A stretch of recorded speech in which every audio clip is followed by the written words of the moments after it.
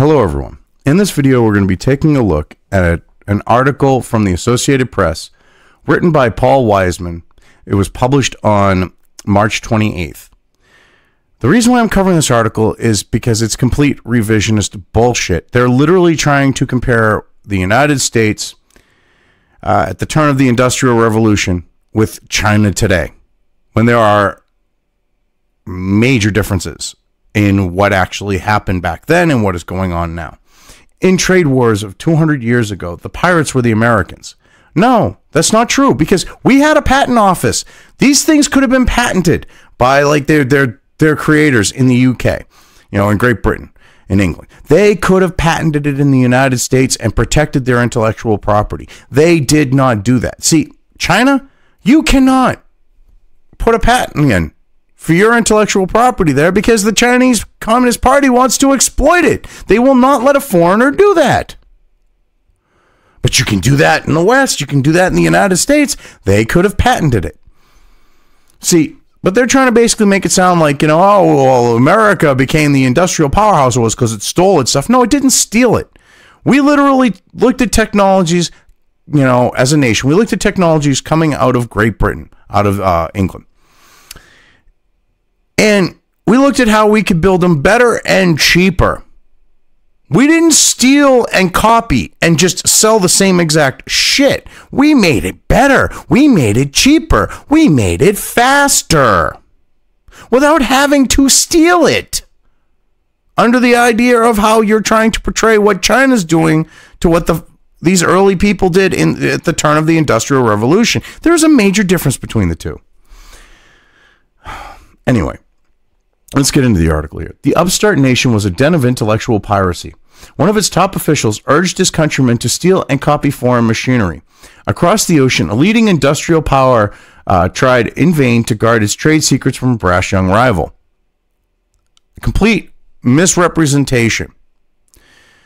You had these British companies, British inventors, whatever. They were more than willing to sell their products to these Americans. Americans looked at them and said, I can build that better. And they did. That's not what China's doing. China's looking at what they can steal, copy it almost exactly, and then turn around and sell it. The only thing that they're doing is how can we make it cheaper? How can we cut corners here? How can we cut corners there? That never happened with the United States. The United States looked at something and said, you know what? I can build something similar that does it better and do so cheaper and faster. And as I said earlier, when I got into this, all they had to do was patent their stuff in the United States and it would have been protected. That's all they had to do. But it was like China. No. Big difference there. They could have patented their stuff. In the late 18th and early 19th centuries, the rogue nation of the United States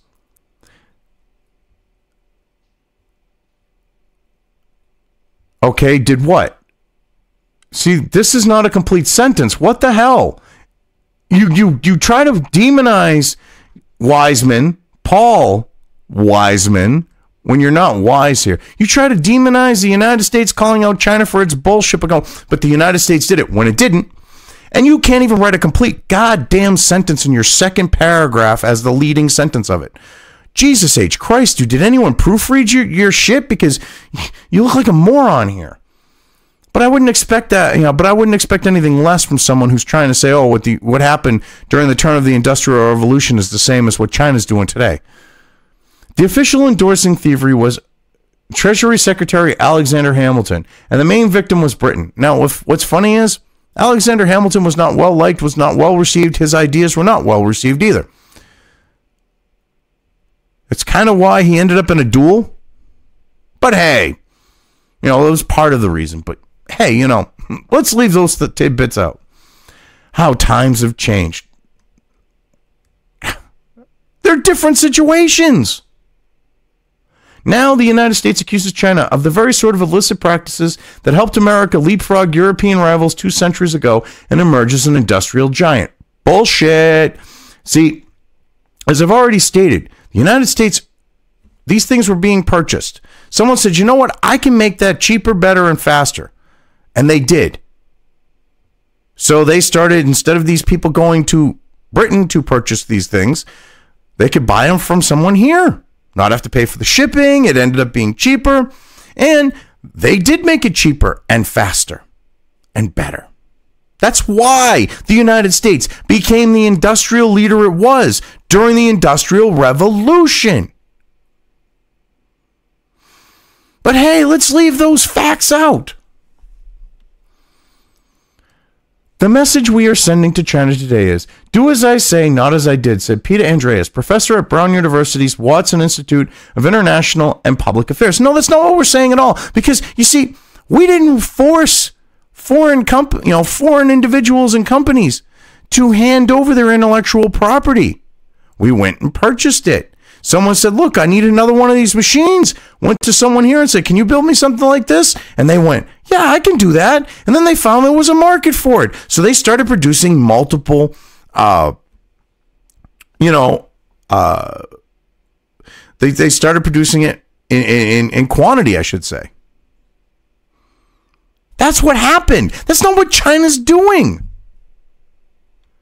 The fact of the matter is that the U.S. was the world's hotbed of intellectual property theft. Not true. We had patents. You could patent things. People in the United States patented their products. People from Great Britain who were smart patented their products. And guess what? By patenting their products, they protected their products. Do not try to portray what China is doing as the same thing the United States did when you had these products coming in from Great Britain and you had engineering people saying, hey, I can make that, like I said, better, cheaper, and faster. And they didn't make exact copies like the Chinese like to do. Which would mean that we're not stealing their shit. If they're not making a direct copy, they're not stealing.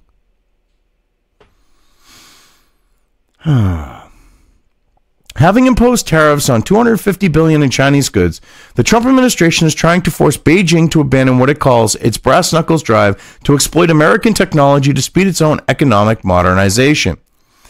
The administration alleges, and many China watchers agree, that Beijing steals trade secrets and coerces U.S. companies to hand them over as the price of admission to the vast Chinese market. Also to manufacture there. Thank President Obama for that, because in the trade agreement, the illegal treaty he signed, because it was a treaty, it wasn't a trade deal, part of it was that U.S. companies have to hand over their intellectual property if they want to manufacture there. That's in it. You can go look it up for yourself. Clinton signed that off. Which is why these companies have kept their mouths shut and just done it because, well, that's part of the trade. If we want to go, that's part of the deal. That's different than what the United States did. But see, they're trying to go, they're trying to be like, tariffs are bad with China. So what we'll do is we'll rewrite history about the United States and we'll make it sound like the United States is a hypocrite. When it wasn't hypocrite, when what's going on here is not hypocritical. It truly isn't. More than 2 centuries ago, the young United States, an agrarian backwater lacking in skilled workers, held a different view of other nations' trade secrets. They were, it seemed, up for grabs. In 2012, having surveyed the sordid history of the U.S. industrial espionage, the journal Foreign Policy called America the China of the 19th century. Yeah, well, you know what? I love how they literally will take, apples to fucking horse apples comparisons here, because apples being the United States, horse apples being China. So basically an apple to horse shit. They're trying to make a comparison of the two when there is no comparison. The United States did not have spies, government spies, going into American companies and stealing their intellectual property, going into British companies, stealing their intellectual property. They did not say, hey, you have to hand over your intellectual properties to American companies to sell here in the United States. They did not stop them from protecting their intellectual property because we had patent law that was enforceable. Nice try. Nice try. But guess what? tariffs do work. Do you know how I know? Because before the income tax, tariffs more than funded the United States of America. And that kind of also helped, besides them funding, because people were still buying, say, foreign goods that had tariffs on them. It also made sure that American companies could produce goods for the American market if they so choose. If they had chosen to. And it worked. Oh my God. Only after becoming the leading industrial power did it become a champion of intellectual property protections, said Andreas, author of Smuggler Nation, How Illicit Trade Made America. Bullshit. There were trade laws. You could patent. There were patent laws in the United States going back to the 1700s. Enforceable ones. All the Brits had to do was patent their intellectual property to protect it. That's all they had to do. But did they do that? No. Did the Americans copy shit exactly? No. It's like the idea, and this Bill Gates used this as a legal defense, and they put it in the Pirates of Silicon Valley movie. When it comes to the car, all right,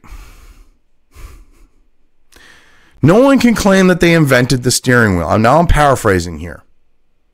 All right, so if you have a printing press, for example, because you have people buying these printing presses, say in Britain, and then you have people here, because one of the things that they started first really producing here, because there was a demand for it, was, among other items, was, say, the printing press. So, because they share similar traits, but they're not exactly the same, they're different designs, you're trying to make it sound like they stole shit. The turn of this, the beginning of the Industrial Revolution Americans. Whereas China literally copies something one for one, doesn't make any improvements on it, except to cut corners and make it cheaper so that they can pocket more fucking money. And you want to say that's the same thing. It doesn't work like that. Hamilton, determined to transform America into an industrial power, argued in 1791 that the United States needed to procure all such machines as are known in any part of Europe. Yeah, we needed those industrial devices. We needed the type of equipment that was going into these mills that were being powered by water and such. That doesn't mean that we just flat out stole the shit. No. Engineering savvy people saw it as it came in here and said, I can build that. I could probably build it better. And they did. That's not what the Chinese are doing. Trouble was, the world's technological leader closely guarded its advantages. The London government imposed a 200-pound fine equal to roughly $22,000 today on anyone who tried to spirit industrial equipment out of Britain. Yes, they did try that. A penalty that escalated to 500 pounds or $55,000 for critically important textile machines, according to research by Dorn Ben Attar, a Fordham University historian and author of Trade Secrets, Intellectual Piracy, and the Origins of American Industrial Power. Yes, the Brits did try that, but you know what? They weren't the only game in town. There were other European nations where, we did get a lot of our stuff from the Brits. And you know what? There were people that were willing to sell these products. And they're trying to be like, oh, well, they just stole it. No. You had people that were like, you know what? This law is complete horse shit. This person wants textile equipment. Well, you know what? I'm going to sell them textile equipment, because who is the British government to tell me that I can or cannot sell what I produce? And that's what happened. This wasn't like they did these backroom shady, sneaky deals like it was like, let's make a drug deal or something. No. You had them making legitimate business deals that the British government decided were illegal. Because, we can't have, someone in the United States buying a product and making them their nation self-sufficient. This was about control. This was about Great Britain controlling the United States well after the fact of us winning our sovereignty as a nation by controlling the flow of industrial technology. They did not want us to see what it was like and be able to build our own and be able to compete with them. They wanted us to be agrarian, backwoods hicks. That's what they wanted. But they're trying to make it sound like this was like some shady, shifty shit going on. No, it was like, oh, you've got, this textile equipment. You want to sell it? Well, I'm an American. Well, you know what? That doesn't bother me. Your pounds are still the same sterling as mine. I'll sell to you. Because, the Brits, with the laws they were passing, were being a little bit ridiculous. Instead, they could have just had their people patenting their technologies in the United States under enforceable patent law that goes back to the 1700s. That would have been the smart thing to do.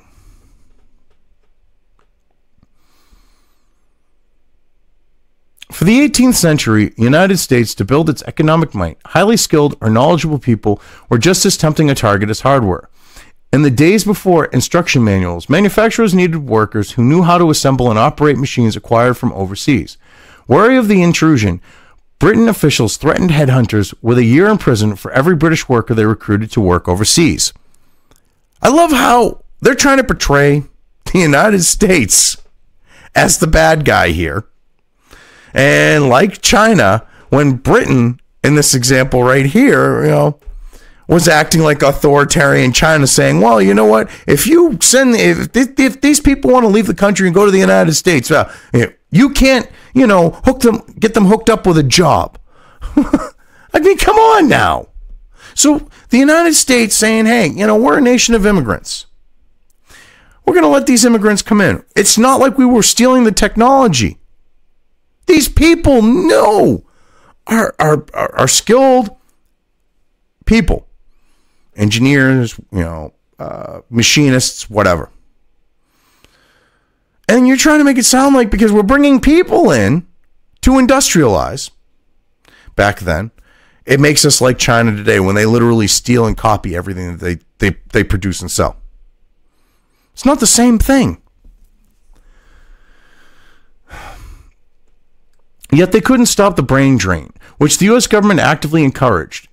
In 1791, Hamilton authorized the Treasury to pay $48 to subsidize the living expenses of an English weaver who pledged to deliver to the U.S. a copycat version of a British spinning machine.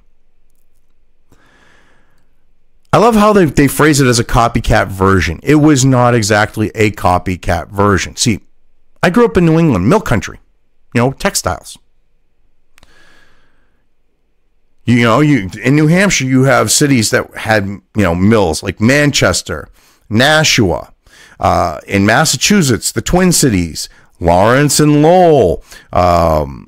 Connecticut, mills. Rhode Island, mills. But I don't really consider them New England. They're wannabe New England. But mills all through the whole Northeast. This wasn't a copycat. He said he could produce a product that did the same thing. There's a difference. He said he could produce a product that did that. He didn't say copycat. Copycat was not exactly a thing back then. That's your choice of words.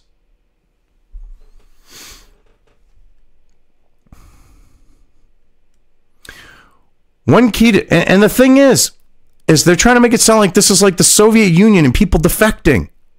People were like, you know what? I can have a better life in the United States, the new United States. And they chose to leave. And you're going, oh, well, brain drain. If the good people want to come to that country, that is their fucking prerogative. They should not be stopped from doing it. And that's not the same thing as what's going on in China. Holy shit. Because there's no brain drain going. There's not people going to China from the United States. They are stealing technology. They're not inviting, or welcoming people with certain skills into the country. Quite the contrary.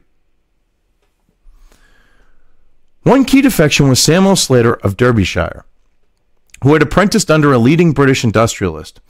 Figuring his prospects were brighter across the Atlantic, Slater disguised himself as a farmer, boarded a ship to the United States, signed on with a business owner in Rhode Island, and replanted Britain's cutting-edge cotton spinning technology on American soil.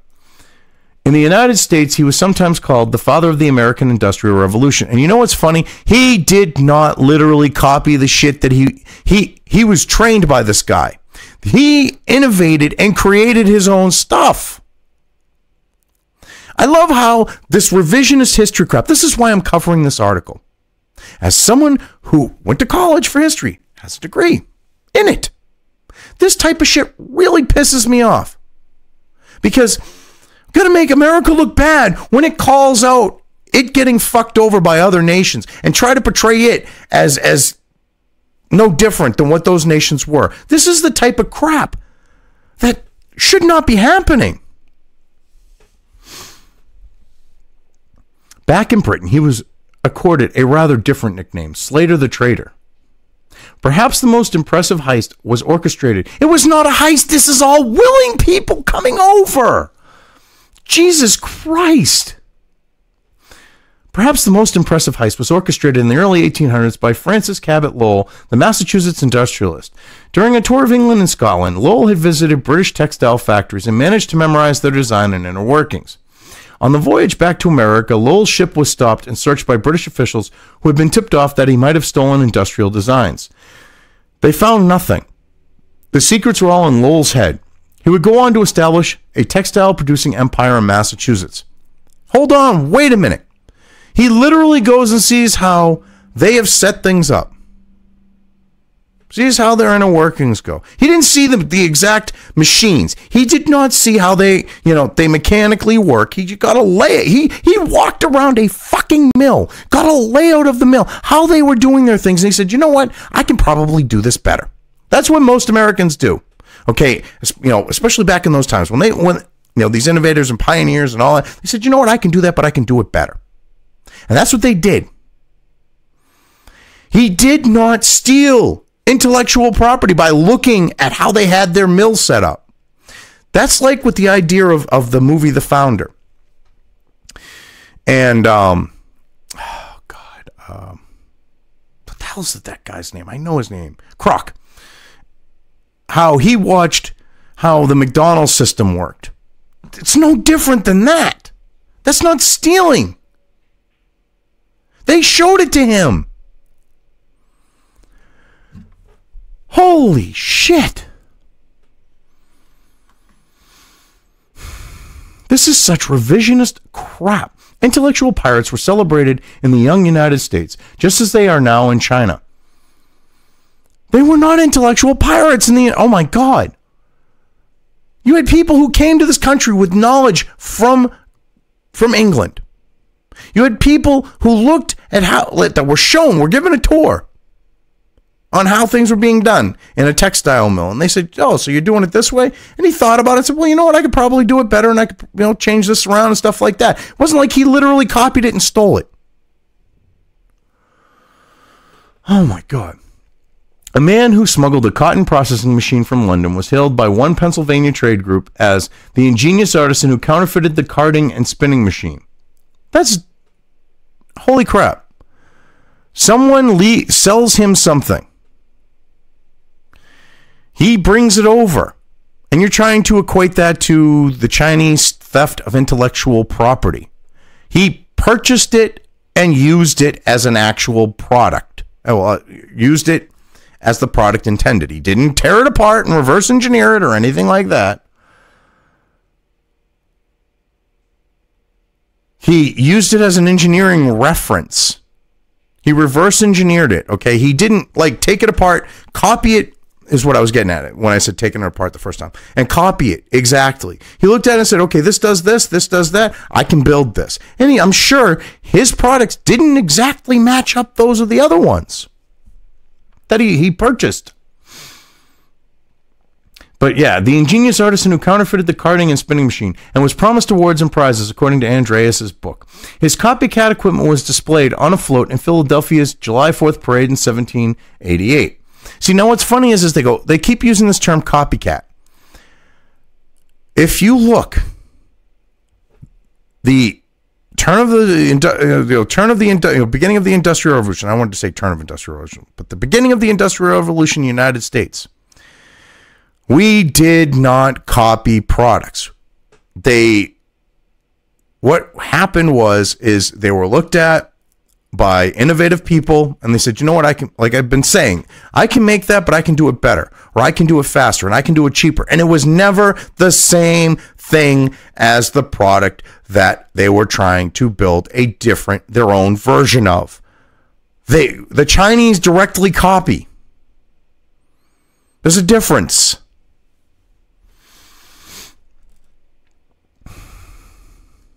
Likewise, today's Chinese industrial spies sometimes earn public recognition. The Justice Department asserts that a former Coca-Cola engineer who was accused of stealing trade secrets worth $100 million was partly scheming to win the Chinese 1,000 Talent Award, as well as an award from Shandong Province for people who transport valuable technology to China. What valuable technology did Coca-Cola have? He was trying to steal what? Coca-Cola's secret formula for the original recipe? Or was he trying to steal New Coke? Which they can take New Coke. They copy shit directly. If they want to copy New Coke, that's their fucking prerogative. All right? Coke Classic, on the other hand, I don't want to see any counterfeit shit of that coming out. But see, that's the thing. Chinese people, like the Chinese, as a nation, they copy. They steal. The United States, they didn't steal those things. They purchased them, legality aside. They were purchased from the manufacturer. They were brought over here. You had, innovative entrepreneurs looking at these products and saying, you know what, we need these things in the United States. I can make this. I'll change this, that, and the other thing because I think that'll make it better. And they did stuff like that. It wasn't a direct copy. Unlike how China's working. I mean, this is ridiculous. Douglas Irwin, a Dartmouth College economist who wrote a 2017 history of U.S. trade policy clashing over commerce, cautioned that the early American efforts to gain a technological edge were nowhere near as comprehensive as China's efforts are today. Which I love how they leave this to the end. And that doesn't even cover the complete bullshit in this article. Does not even completely, remotely, address it. It doesn't. Not remotely. In an audacious blueprint called Made in China 2025, Beijing has designed a plan to create world-beating Chinese companies in such advanced fields as robotics and electric cars. In pursuing this goal, the U.S. charges China has unfairly subsidized its own companies and hobbled foreign competitors, which is something else they've also done. So they're stealing the technology from these, foreign companies. The United States is one of them. And then they do everything to stop those companies from being able to compete. Didn't happen in the United States. But yeah, you try to portray it like it's the same thing. Nice try. But you failed. By contrast, Congress wouldn't approve Hamilton's most ambitious plans for a U.S. industrial policy, Ben Alteras noted. But the United States back then didn't really need much help from the government. It enjoyed and enjoys an advantage that today's China doesn't. Foreigners want to live in America, and those who do bring their knowledge and talent.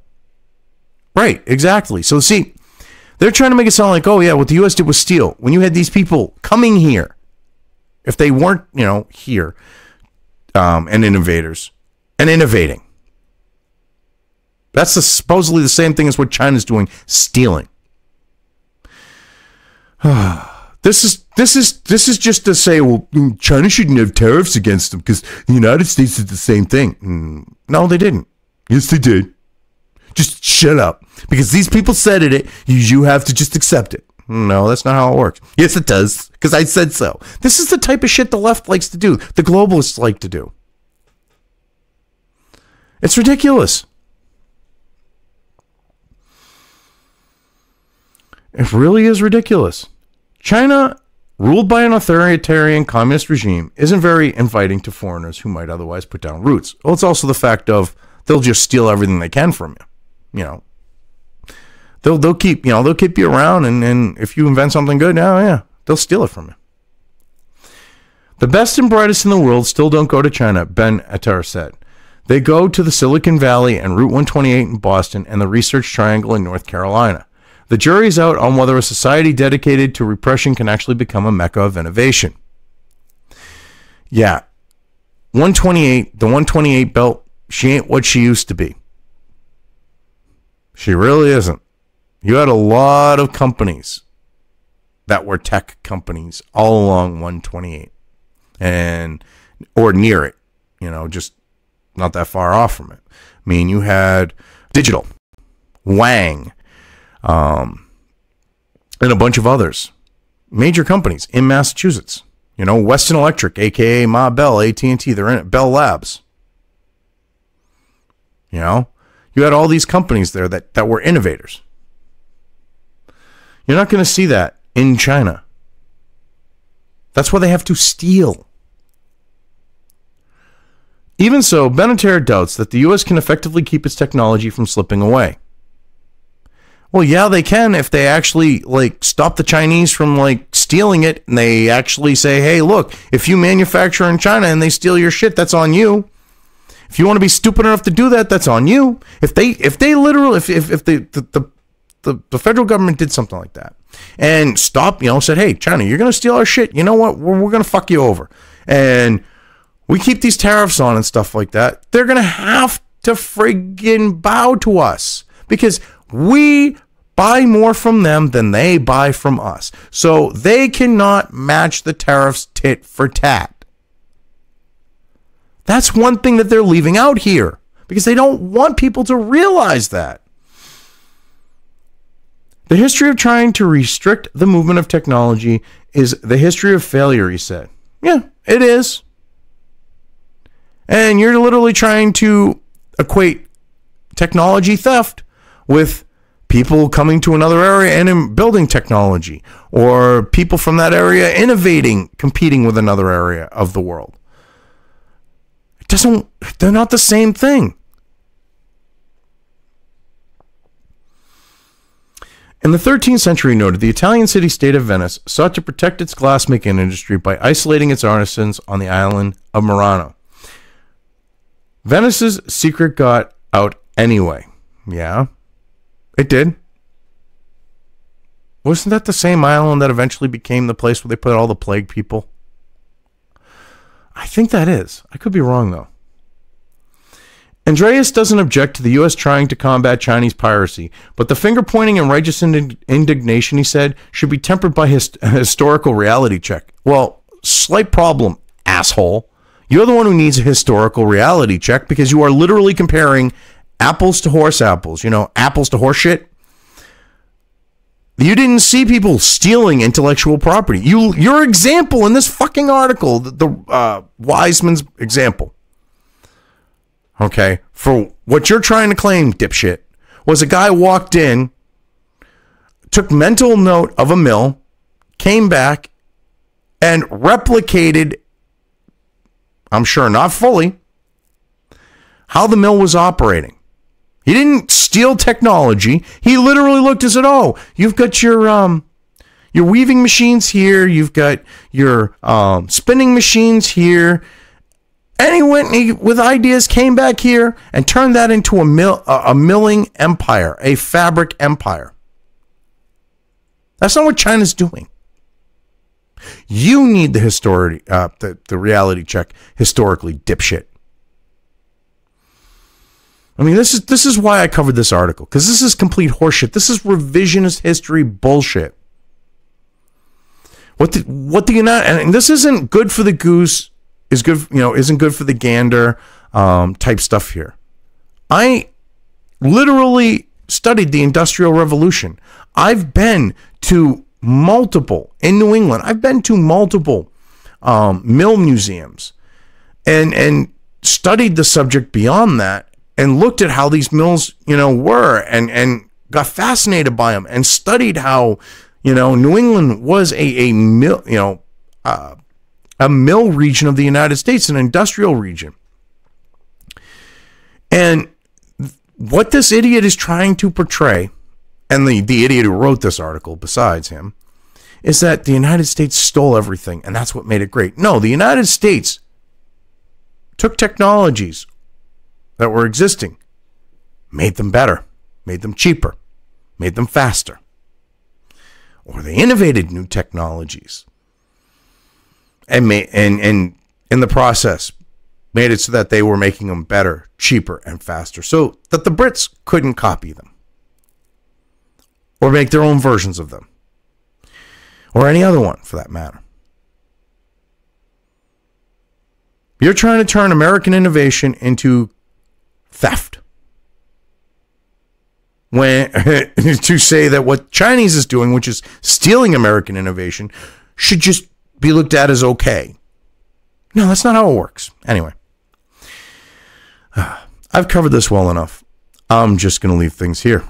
If you liked this video, depending on where you are watching it, please give it an upvote or thumbs up. If you want to know when new content of mine hits the internet, don't forget to subscribe to one or more of my social media or video accounts listed here. Also, with YouTube, don't forget to ring that bell. You can find all of my video content on both BitChute and YouTube. This may not be the case with other places I upload to, but I will try to minimize this happening. You are always welcome to interact with me at any of these sites on the list, so feel free to do so. If you have anything you want me to cover in a video, when it comes to news or current events, send it right along to me. I will try to do my best to cover it. As always, thank you for watching.